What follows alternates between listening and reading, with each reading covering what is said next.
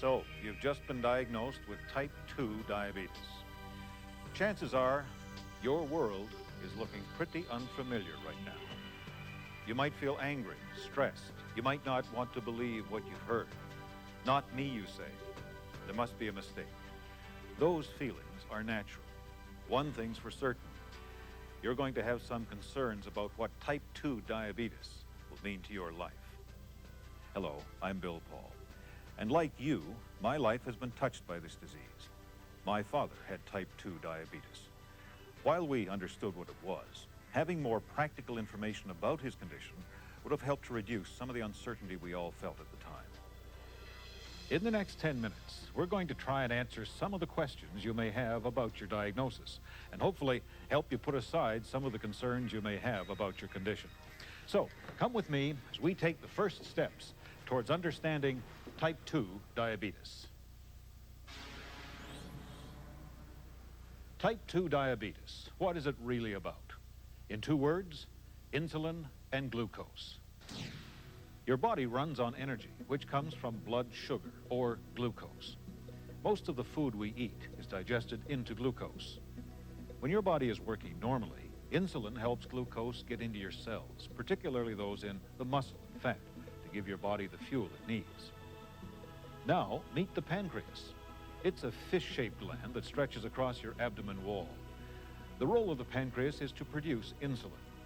Diabetes plays havoc with that job description. As someone with type 2 diabetes, your pancreas is either not producing enough insulin, or it's producing plenty of insulin, but your body's cells just can't use it properly. This is called insulin resistance. Here are a couple of fast facts. 90% of people with diabetes have type 2. 92% of those people are insulin resistant.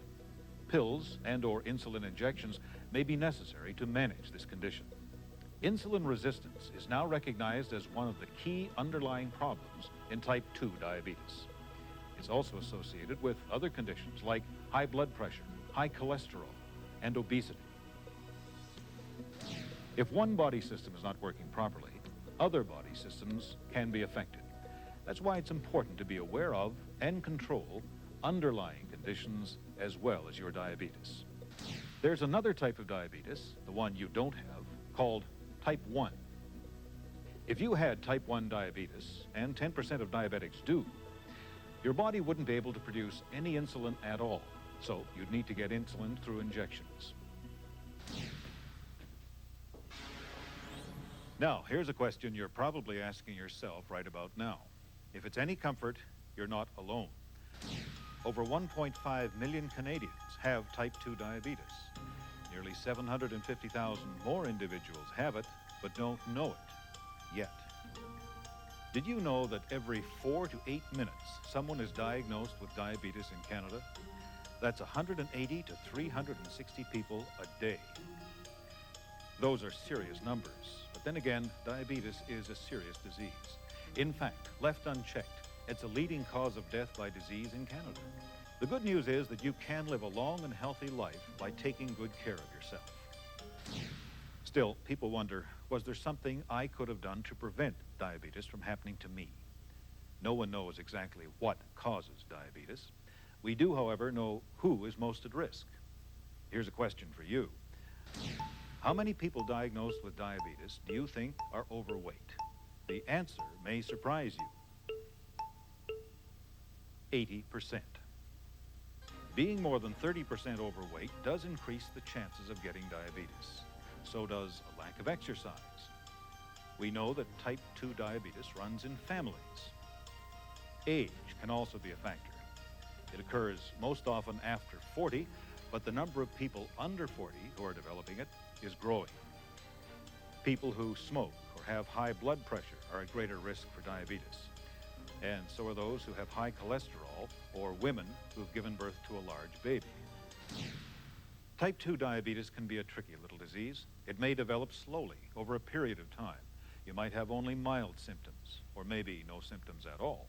What you see here are a few of the most common signs, one or more of which may have led you to your doctor in the first place. Hard to believe, but some people have this disease for years and never even know it. When you have diabetes, it can make it harder for your body to do some of its other work properly. That's because excess glucose in your blood can damage your body cells and cause complications. What kind of damage? Over time, excess sugar in your blood can affect the small blood vessels in organs like your eyes and kidneys. It can also harm the large blood vessels in your heart, making you more vulnerable to heart disease. The combination of damage to small and large blood vessels and nerves increases your chance of injury and infection in the feet, something that can lead to the need for amputation. But don't panic. It's hard to say who will develop complications and who will not. What we do know is that keeping your blood sugar levels as close to normal as possible is the best way to prevent or delay some of these complications. Let's talk about how you go about doing that. Face it, type 2 diabetes is going to change the way you live. You're going to have to exercise more, watch what you eat, and get rid of bad habits like smoking. But those are all things that have probably been making your New Year's resolution list for years. The only difference now is you have to keep those promises. Diabetes is not curable, at least not yet. But it can be managed by keeping your blood sugar levels from getting too high or too low. That's something you'll need to check on a regular basis. Like a signpost for determining which way to go next, the results of your monitoring will guide you and your doctor in gaining control over your diabetes. Now, we all get stressed. It's part of life. But did you know that for people with type 2 diabetes, prolonged stress can actually block the body from releasing insulin? Take a look at how you cope with stressful situations. If you find yourself becoming really overwhelmed by your situation, talk with your doctor. He or she may be able to introduce you to new ways of coping with stress in your life. So, here you are. You know more about type 2 diabetes, the potential complications, and the things you can do to help prevent serious problems. But diabetes is a complex disease, and there's a lot for you to cope with. Where do you go from here? Start with a look at your health care team. That's right, diabetes care is a team effort involving you, your family doctor, pharmacist, nurse, dietitian, and specialists. The job of this team of experts is to teach you about type 2 diabetes and your treatment options. Managing your diabetes starts by managing the foods that you eat, the amount you eat, and when you eat. I know that diet certainly helped my father manage his type 2 diabetes. Balanced meals at regular intervals are a good start.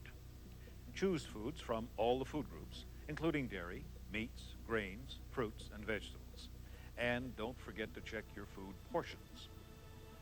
A registered dietitian can provide you with great tools and tips for planning meals and adapting your diet to your needs. Next, take a look at your activity level. Exercise is something we should all do. After all, who couldn't afford to be a little fitter, a little trimmer? Health Canada recommends 3 to 6 10-minute sessions of physical activity daily. That doesn't mean you have to get out there and run the 3-minute mile. Instead, start slowly and build up. Exercise can actually lower your blood sugar level and help your body be more efficient in the way it uses sugar for energy. The right exercise program can also help you lose weight, maintain a healthy diet, improve your circulation, and up your energy level. Just remember, talk to your doctor before you start any exercise program. If you're unable to manage your blood sugar levels with diet and exercise, your doctor may prescribe a medication for you to take every day. Pills to control blood sugar are usually taken once or more a day. There are a number of different ones on the market, and they all work in different ways. Some decrease blood sugar production by the liver. Others help the pancreas to produce more insulin. Some help the body to use its own insulin more effectively by moving glucose from the bloodstream into the cells and lowering glucose production by the liver. You may start by taking one type of pill and adding another type, or even changing pills later on. An insulin injection may be added to your daily regimen of diet, exercise, and pills, or it may be given by itself. In either case, taking insulin does not mean that you have type 1 diabetes. It just means that you need injections to manage your particular situation. Diabetes, it's a serious, lifelong medical condition that requires knowledge, support, motivation, and some definite changes to your lifestyle. But it isn't about living in a vacuum.